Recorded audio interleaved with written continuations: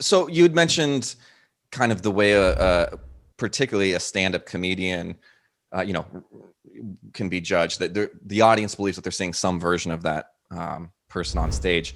And, I've trained in both improv and then I've done stand-up, and people kind of lump them together.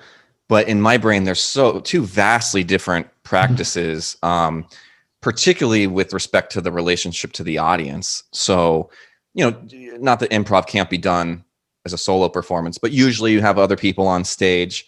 And usually it's very understood that you're doing an affectation of a character. So I could be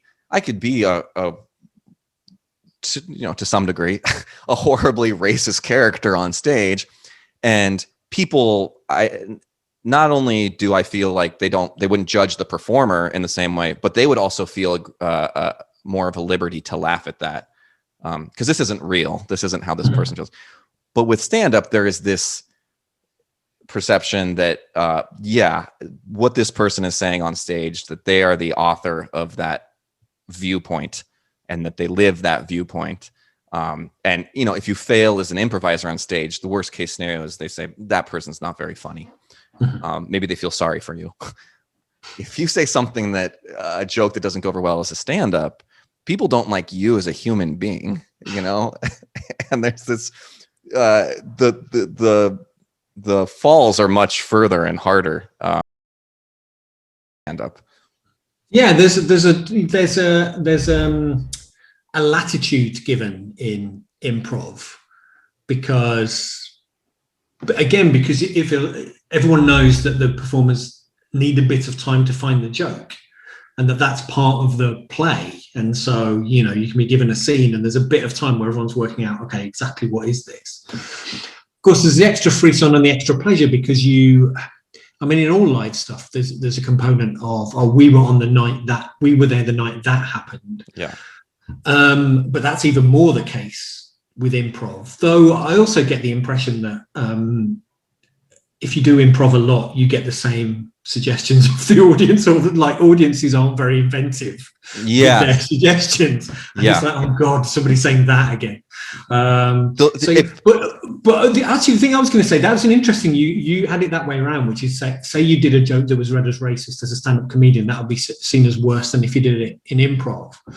Because I might think it the other way around, actually, which is because improv is more, I don't want to say instinctual because that's kind of implying there's no craft when there is.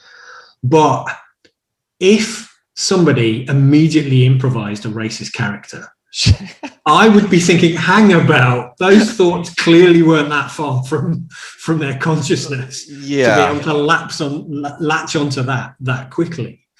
Whereas if somebody did that as stand-up, I would be thinking, this person knows this is a problem, so there's something deliberately provocative or playful they're doing here, or just outright racist and they're a horrible person.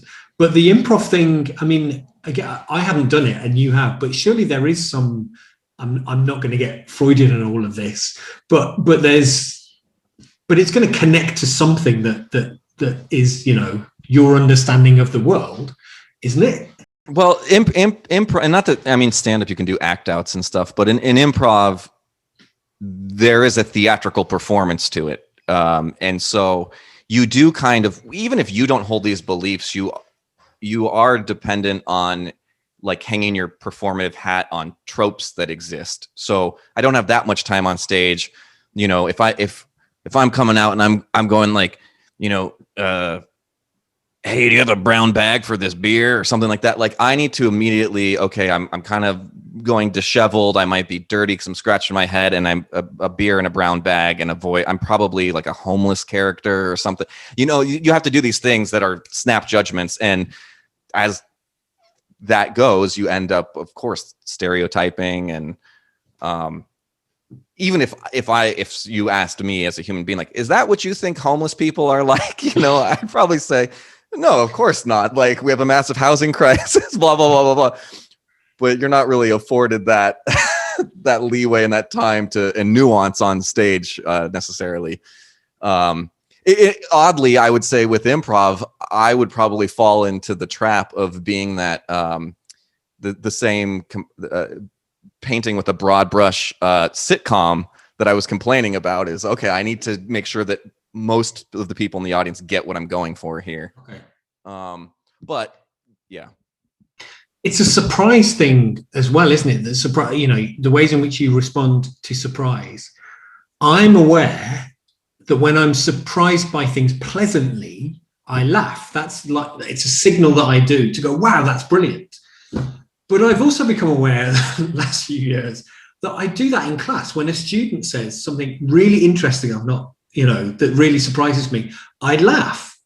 But I've realized sometimes students think I'm laughing at them as if they've said something stupid. When I'm trying to signal the exact opposite, it's just, wow, that's so brilliant. It makes me laugh. And that must, again, be to do with my background, which is using laughter much more. The other place where I saw this happening, I've got a friend who's a jazz musician, and I don't like jazz, but I've been a couple of times, and obviously you have the big bit in the middle, where a big bit in the middle shows how much I know about jazz, where everybody's improvising.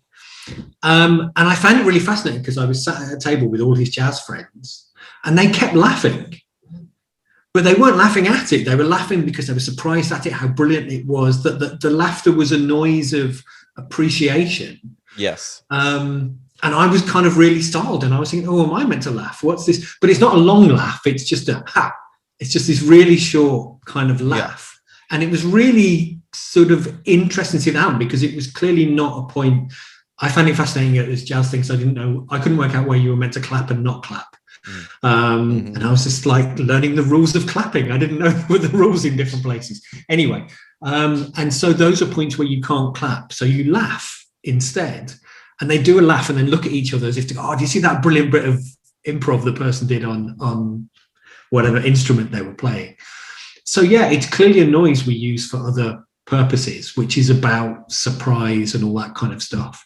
Yeah, and you can have that in dramatic moments as well, where you're just, wowed or surprised by something.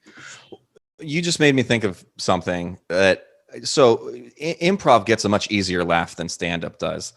And I think it's because one could argue that laughter is solving a problem that has been proposed. And so in stand-up, you have the setup and the punchline, just to put it simply. In improv, the setup is already there, which is the problem is we don't know what to say or what to make of this. So you can have someone sitting at a table, miming, going like this, and character at the other end of the stage says, how's the Chinese? And that will get a laugh. Now, there's nothing inherently funny about, hey, I'm eating Chinese food. But the idea that this person may not know what they're doing or what they're eating, and that person, and that they solved that, okay, we've decided now this is Chinese food. That line would get a laugh. Whereas if you put that in your stand-up act, they'd say, really, how long have you been working on that joke? That's China. So I think that because not that it's easier to do improv, but it's easier to get a laugh. I don't know how to describe it, but no, I think the I don't mean this in a bad way, but yeah, I think audiences are more encouraging in improv, and I think they're also, I mean, as all audiences do, are kind of telling the performers, yeah, do more of that. That's kind of what a laugh is doing. Now, again, a stand-up with a routine will lean into those laughs as well and go, oh, okay, they're an audience like that. But they've only got so much, unless they've been going for decades and they've got like 20 hours worth of material in their head and they can go everywhere. Yeah. There's only so much they can head in one direction before they need to snap back to the routine. But in improv, I think that is an audience going, oh yeah, we want to hear a routine about a man eating Chinese food. Do that. Right. So it's also an audience going, and I think that's what, again, it's not something I've done, but it's presumably as somebody doing it, you're waiting for those laughs to go, okay, the audience are comfortable with us doing that. Let's head down that route. Mm-hmm. It's a signal to kind of give you approval that that's a thing we understand and that you can carry on doing it. I've been at some improv where I've just thought audiences have just been too nice. Yeah. And just laughed at really bad improv. Well, there's a lot of bad improv out there because the community aspect of improv is much more encouraging. The like I said, the falls and the fails don't feel so hard and far. People, when you say go up and do stand up, stand up there for 5 minutes by yourself with a microphone. People are terrified of the idea of doing that. I'm not surprised. Yeah. Romance threw itself off the 30th floor.